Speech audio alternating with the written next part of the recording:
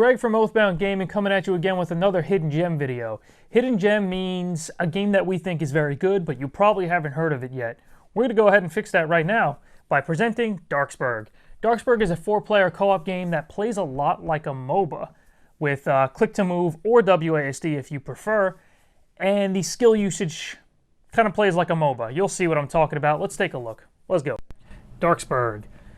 This is a 4-player co-op game that plays a lot like a MOBA.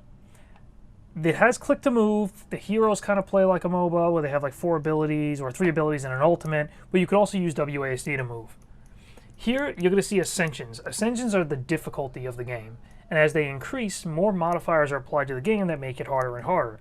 You'll see these random affixes as well that end up going up to 3.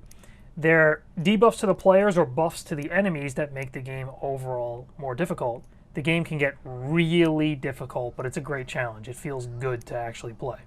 So here we're going to look at the 5 survivors. The first one is Abigail, my favorite. She's got a leap, a whirlwind, good crowd clearing. Very high skill cap though. Dangerous to kind of whirlwind into a group, you can get yourself killed. Runolf, he's a little bit of a support. He can provide some healing to the team and AoE stuns to enemies. Varog's supposed to be your tank. A little bit weak, but he's getting buffed as the patches go on. You can also pull a group of enemies in to help set up a good AoE kill. Rose is kind of like your AD carry, crossbow, ranged, weak in health, but very high damage. Dr. Dolorosa is kind of like your AoE support CC character. So here, this is the start of the game. This is where we're kind of in a safe area. We can kind of mess with our equipment a little bit. At the top, you'll see the modifiers, the 3 affixes, and then everything modifying the game under Ascension 10. And the Cabinet of Curiosities is where you kind of equip your stuff. They're called Curios. You can equip 4 commons, 3 fancies, and 2 extravagants. All of these are locked when you first start the game, but as you farm Dreadium ingots, you can choose to unlock them, but you don't know what they are. They appear blank. That bottom slot that's grayed out is a blank slot that's not unlocked. I can unlock it and get stuff that buffs my character, like extra health or health on kill, armor. I no longer can burn. A lot of stuff to help strengthen you and to prepare you for harder difficulties. So we're going to go ahead and get started. We're going to open this door now, and it's going to begin the game. We're going to start fighting here to try to clear the doorway and push out.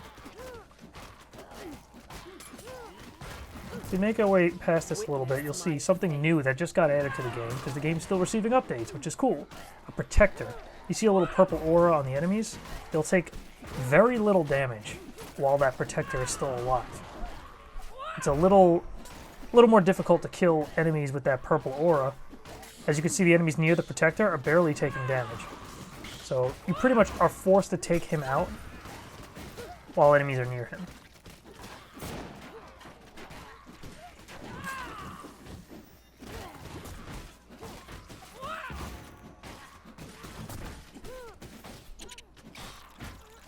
That crowd cleared, we can move on. At the top of the screen, you can also see the team experience. The team shares experience, and once you level, you get 1 of 3 random upgrades that will appear. So you have 3 choices that will appear, you can only select 1.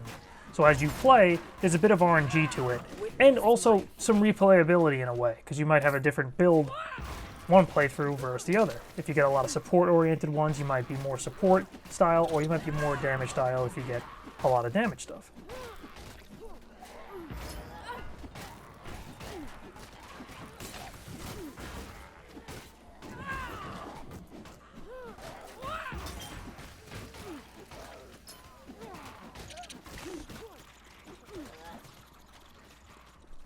In these chests, you can find some items. There's a tome there where I can select an upgrade. Those are randomized as well. And you won't always find the chest in the same area or the same upgrades, or content of the chest, of course. As you play the game, you'll notice that the events you have to complete are randomized. So in this event, I have to grab a cannonball, bring it to a cannon, and blow open the wall in front of us so we can proceed. That's not always going to be the event that we have in this area. So there's some changes to the game as you play through, as you continue to play. Again, I've already gone over quite a bit of RNG that kind of adds a little, I don't know, flavor to the additional playthroughs, or attempts, I'll say, because you're not always going to succeed and you'll have to restart. But that's some of the fun, some of the challenges, changing your builds up, changing your team comp, trying to find something that works to help you progress.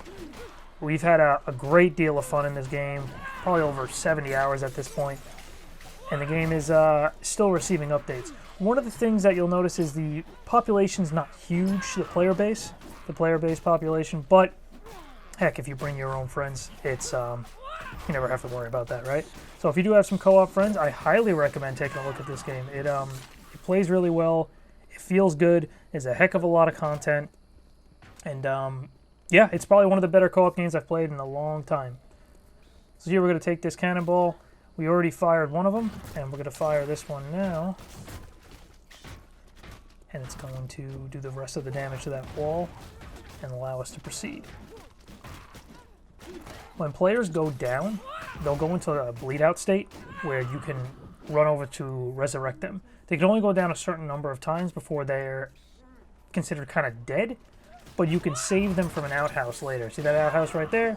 You can save them from that and get them back in the game. In this difficulty, this is the hardest difficulty in the game, if any of us go down, we're instantly out, and you have to get them from an outhouse. There's no chance to pick them back up in the game. But of course you won't start on this difficulty, you'll get the hang of the game before they put you in the higher difficulty ones. The Banshee Infected is one of the new enemies in the game, very recently added. You see she hit me with like an AoE kind of blur, which I'm sure can result in some deaths.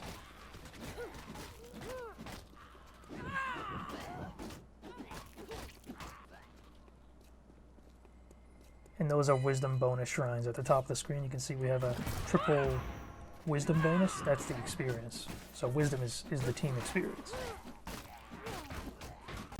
Here we find a special chest called the Thieves Guild Stash, which can only be opened by a player that has the specific curio to unlock it. One of the players on our team, Bucky Cat, one of my guild members, always carries that. So if we ever run into one of those chests, he'll open it for the team, and it's a lot more rewarding. It's guaranteed to have 3 different pieces of loot in there. One of them being a grenade that you saw me loot and throw there. Here we have 2 Raven Masters up. They are kind of like the elites. They're tougher to kill, they have special abilities, and you got to be careful when you fight them because you can die real fast. Here's another event we run into. Just like the cannonball one, this is a different one. This is one where we have to break open the vases, the debris, to find the cogs, and push towards the gate, and put those cogs in the gate to repair it so we can proceed. We won't talk through the remainder of this section so you can enjoy some of the gameplay.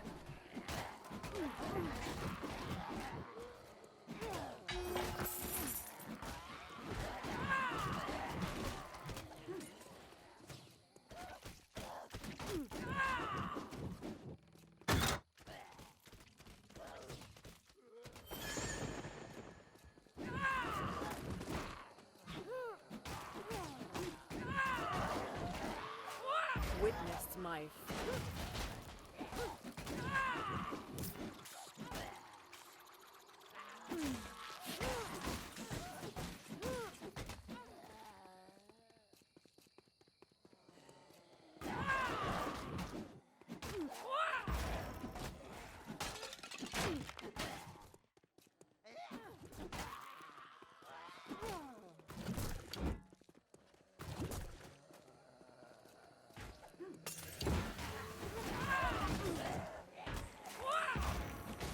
witnessed my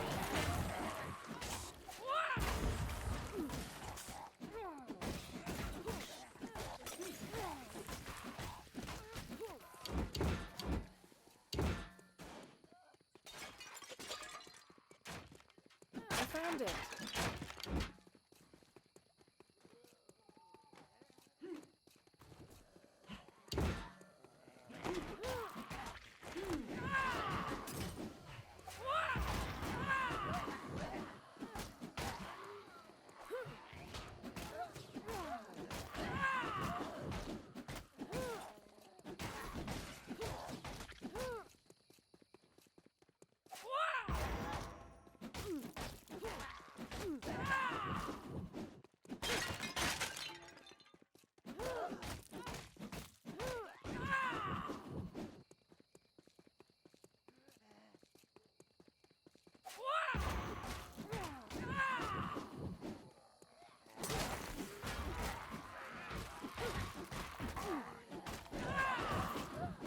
witnessed my faith.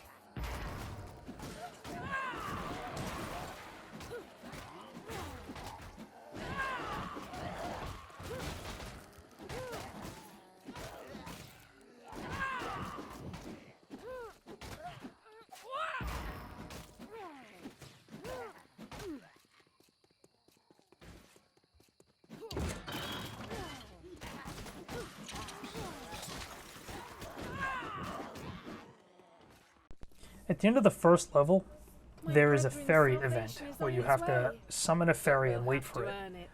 They'll summon hordes of enemies on you, and these, what I like to call the elites, like the stronger versions of the enemies.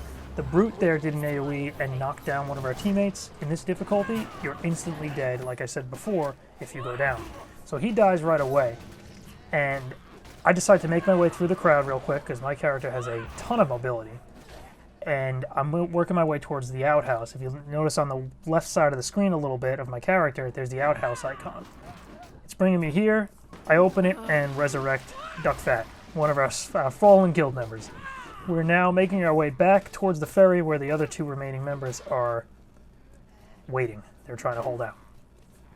This game has a Left 4 Dead style enemies, where enemies can grab a team member, like an executioner, and start yanking them out of the crowd into a more dangerous situation.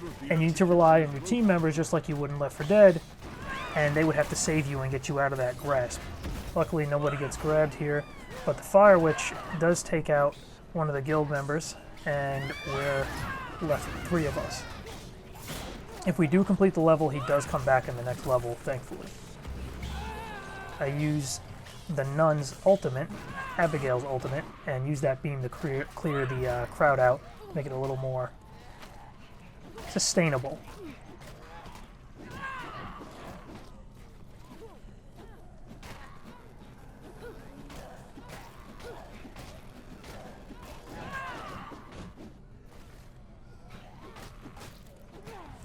The ferry's just about to arrive.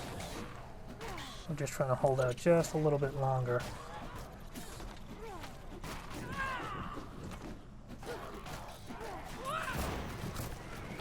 And as soon as it arrives, 2 elites are coming in, and we make our way out of here onto the ferry to complete the first level. There's some pretty strong enemies waiting for you in Darksburg. Do you have the strength to face them? So that was Darksburg. I hope you guys enjoyed that. If you do end up picking up the game, let me know what you think. What do you think about the game? What's your favorite character in the comments below? Always happy to discuss any of the videos we cover. And you know what's next, right? The RTX 3080. If you want to win this RTX 3080, head to oathboundgaming.com and enter today. And as always, please like, subscribe, and hit that little bell icon if you want to receive the notifications. Your support is what keeps these videos going. You guys have been great thus far, and I will catch you guys in the next video. Bye!